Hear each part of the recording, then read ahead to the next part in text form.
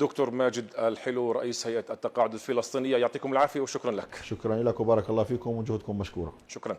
والآن نذهب إلى قصة نجاح هذا الأسبوع.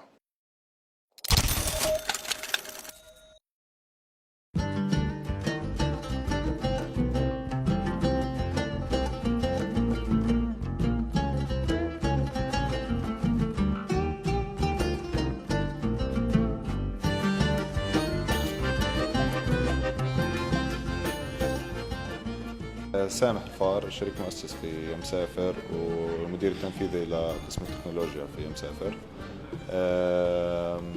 هي مسافر يعني هي شركة فلسطينية بلشت في سنة 2011. بلشنا في مسافر كنا ثلاث مؤسسين. وكبر يعني وظفنا أول موظفين كانوا عندنا بال 2011، وبعدين من هناك صار التيم اللي هو كان 5 أشخاص. كبر على مدى السنوات اللي مرقوا لمرق بمراحل عدة. مرقنا صرنا 12 واحد، بعدين صرنا 30 واحد، وهلأ صرنا 70 واحد. طبعا فكرة الشركة كانت هي إنه توفير حجوزات فنادق للزبون العربي في الوطن العربي كلياته، يقدر يحجز فنادق في كل العالم. طبعا حاليا عندنا على الويب سايت والابلكيشن تبعنا اللي بتقدروا تلاقوه على الاندرويد والايتيونز.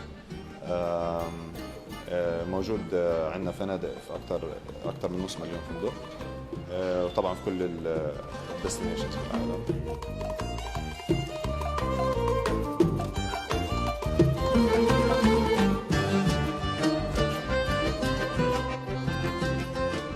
طبعا احنا لما بلشنا في شركة مسافر كنا بلشنا اول شيء بس ويب سايت. وكان هذا الويب سايت يعني بوفر حجوزات في مناطق قليلة في الوطن العربي اللي نحكي. كنا أكثر في الأردن وفلسطين. ومن بعدها كبر ابلكيشن، زادوا الديستنيشنز موجود، زادوا الوجهات الموجودة عندنا في الويب سايت.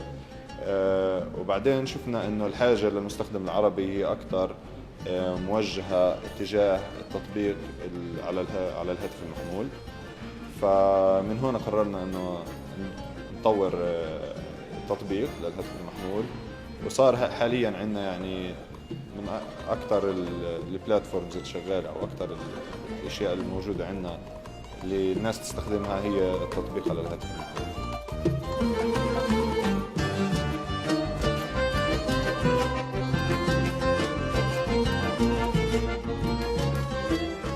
التطبيق كلياته اللي طوروه يعني مهندسين فلسطينيين. عندنا تقريبا نص الفريق في مسافر هو عبارة عن مطورين ومهندسين ومبرمجين بيشتغلوا على هذا التطبيق. وهذا التطبيق يعني بنوه الشباب في الفريق هنا، وحاليا قاعد يستخدم في كل الوطن العربي، في الخليج، في الأردن، في لبنان، كل الوطن العربي تقريبا قاعد يستخدم، حتى يستخدم في امريكا وفي اماكن في اوروبا. خططنا انه نقدر نزيد نكبر البراند تاعتنا في الوطن العربي، نخلي الناس تعرف اكثر عن مسافر، نخلي نقدم احسن سيرفيس للزبون العربي، انه لما يجي يحجز الفندق من عندنا ما يكون عنده اي مشكله. دائما نجرب نعطيه الخدمه الافضل، دائما يكون في عنده سبورت 24 ساعه، اللي هو لو اي طلب حابب يطلب اي تعديل حابب يعدله يكون احنا موجودين.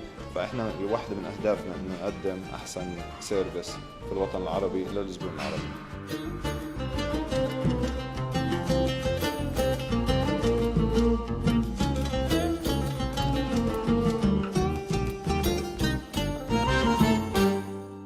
كان معكم هارون عمايري، والتحية لطاقم البرنامج والمخرج علي الطويل، وإلى اللقاء في حلقة قادمة من برنامج المجلة الاقتصادية.